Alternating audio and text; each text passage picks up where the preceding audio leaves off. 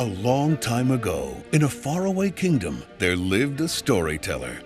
He used his experience as a teller of fairy tales, combined with his love of new technology, to tell a classic story of the triumph of good over evil, with memorable characters, told with stunning art and animation. A classic film that has been beloved by generations. Join the celebration as we explore the magic behind-the-scenes story of Walt Disney's dazzling masterpiece, Sleeping Beauty.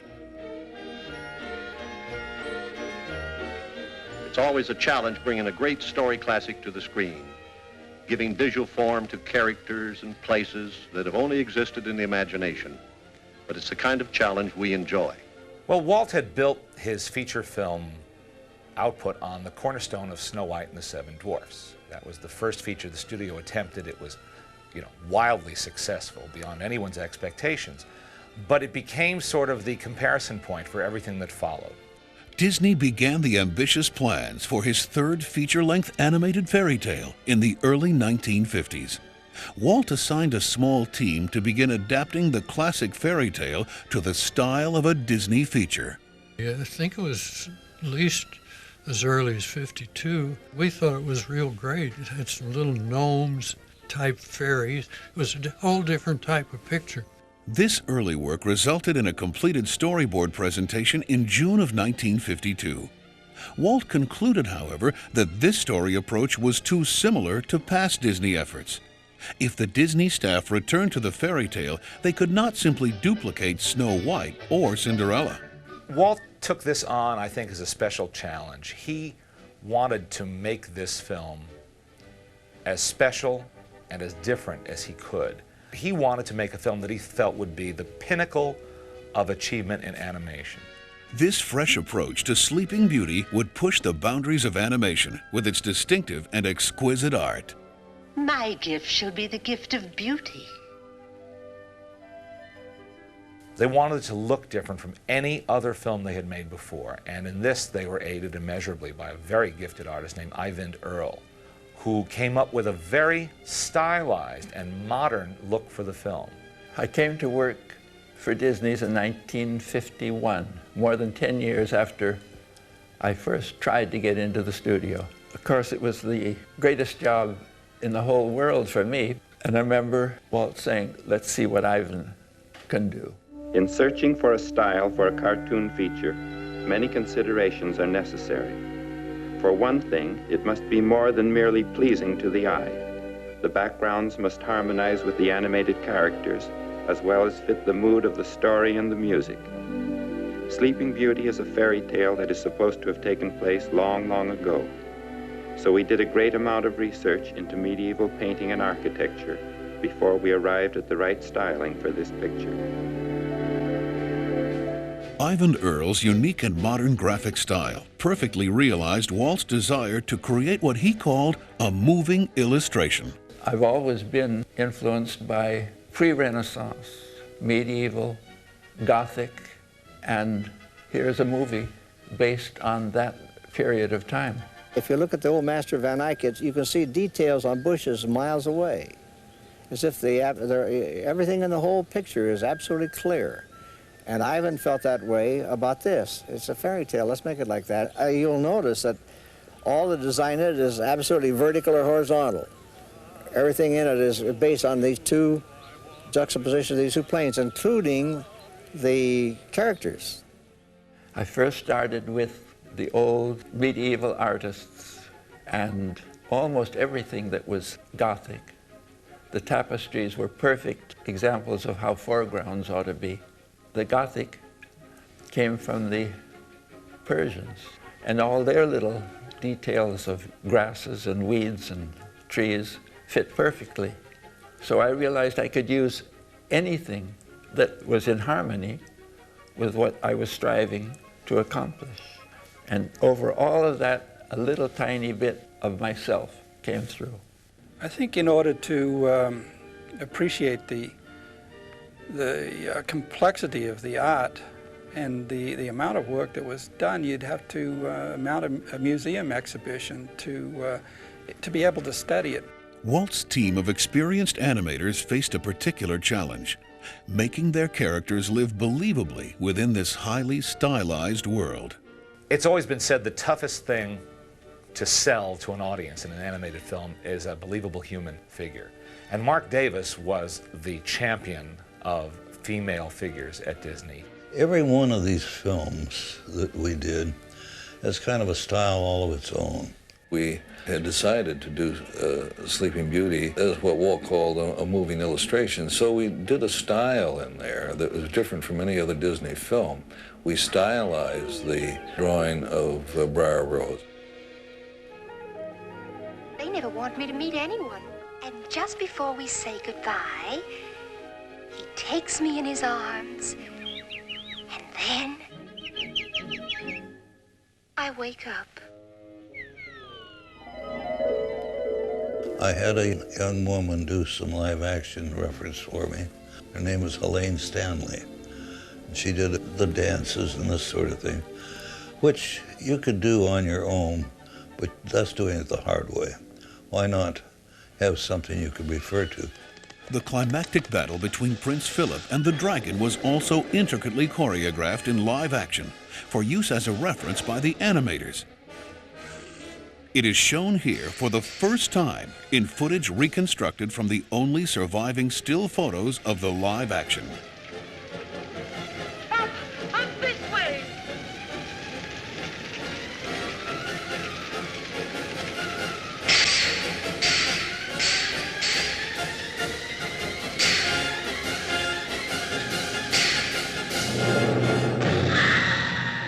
Mark Davis commanded the forces of both good and evil in Sleeping Beauty. He also supervised the design and animation of the cruel and elegant Maleficent. I looked through books of the Middle Ages and so on, and I found some figure that was kind of a religious nature, but a part of the gown were these kind of medallions of red, and they had a look of flames, and I thought, gee, that's a good idea. And then, since she was kind of evil, I decided, well, the horns of the devil wouldn't hurt, so I put the horns on. And then around her neck, kind of like bat wings. To give Maleficent a powerful voice to match her evil character, Walt Disney personally suggested actress Eleanor Audley, who had brought Cinderella's wicked stepmother, Lady Tremaine, to chilling vocal life. Well, Eleanor Audley was a fine actress. There's a lot of the facial look that I put into Maleficent that really is Eleanor Audley. Veteran animators Frank Thomas and Ollie Johnston were given the happy task of bringing 3 good fairies to life. At one point, Walt wanted the 3 fairies to all be alike, sort of like Huey, Dewey, and Louie. And we thought, that's not going to be any fun. So we started figuring it the other way and worked on how we could develop them into special personalities. I think it did make the picture richer to have them that way. Little Merryweather was a feisty little thing that get upset real easy. Fauna was always the one trying to pour oil on troubled waters to keep peace between Flora and Merryweather, because Flora was not what you'd call an appointed leader. She just automatically sort of became the leader because she had the best ideas. But all in all, the 3 of them formed a happy team. During the production of Sleeping Beauty, voice recordings and live-action reference films were made by many of Hollywood's best-known character actresses, including Spring Byington, Madge Blake, and even Mayberry's Aunt Bee, Frances Bavier. As animation progressed, another gift was being given to the production of Sleeping Beauty. My gift shall be the gift of song. Our inspiration for Sleeping Beauty was this wonderful score written more than 75 years ago by Peter Tchaikovsky for his ballet version of the fairy tale. Bringing much of this music to life was a lovely young singer whose performance as both the singing and speaking voice of Sleeping Beauty was the beginning of her career as a star of the international opera stage. They had searched for a voice for Sleeping Beauty for 3 years, and I feel that probably the reason Walt Disney chose me to sing the part of the Princess Aurora was because I could easily negotiate my voice in the high register. And it was almost like an extension of speech for me because I'd sung that way since I was a little girl. I never lost that, and I know that he wanted everything to be in the Tchaikovsky classical style, but he wanted it to be easily understood and warm and young and joyful with a romance in it, and that's the way I felt when I was doing the music. And bring back a love song to me. Because of its strong reliance on classical music, Sleeping Beauty was recorded in state-of-the-art stereophonic sound. Similarly, its magnificent art and epic scope led to the decision to film Sleeping Beauty in the widescreen 70mm format.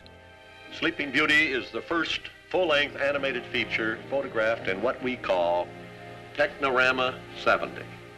Our previous features like Snow White, Pinocchio, and Cinderella were made for the standard-size theater screen. So they were shot on 35mm film like this. But Sleeping Beauty was filmed in Technorama 70 like this. That meant that all of our artwork, backgrounds, paintings had to be larger and more detailed. All of these special processes and meticulous attention to detail had a cost, not just in money, but in the time it took to produce Sleeping Beauty. In addition to the complexity of Sleeping Beauty's production, Walt Disney and his staff were stretched thin, hard at work on Disneyland, 3 television series, and numerous live-action films. That's why it took us 6 years and $6 million to make Sleeping Beauty. But to us, it was worth it. I mean, at every stage, at every step, this film was going to be different. And that meant much more work. This was not business as usual for anybody at the studio. The picture was in animation longer than any picture I'd ever worked on, and since then either. It was so complex in its design statement that normally a background for a film might take a day or two. I think on an average for Sleeping Beauty it'd be at least a week, maybe 10 days sometimes. For myself, it was wonderful. I got to paint most of the production backgrounds of the whole picture, where it never could have been that way if it had been rushed. Sleeping Beauty premiered in the era of epic movies like Ben-Hur. But as was the case with many other epics, Sleeping Beauty was a gamble. Since it first opened, however, Sleeping Beauty has become one of the most financially successful films released in 1959, second only to Ben-Hur. And Sleeping Beauty has influenced a whole new generation of young people who have become the leaders of today's Walt Disney feature animation. I think it's something that our current generation of animators have taken greatly to heart in trying to make our current films stylistically and graphically as different from one another as we can. It's a level of craftsmanship to which we can all still aspire. Sleeping Beauty is certainly ranks right there among the top most influential graphic films in the Disney canon. In my family, ever since I was 5 years old, I was known as the guy who wants to work at Disney. So we know who to blame. It's Sleeping Beauty and those brilliant designers, and it's Disney at its best. Little did I know Sleeping Beauty would be the film that would keep me in contact with young people. When I'm talking to young people, tell them to hold on to their dreams, work very hard. I was very lucky and so fortunate. It was a once upon a dream, and I loved every minute of it.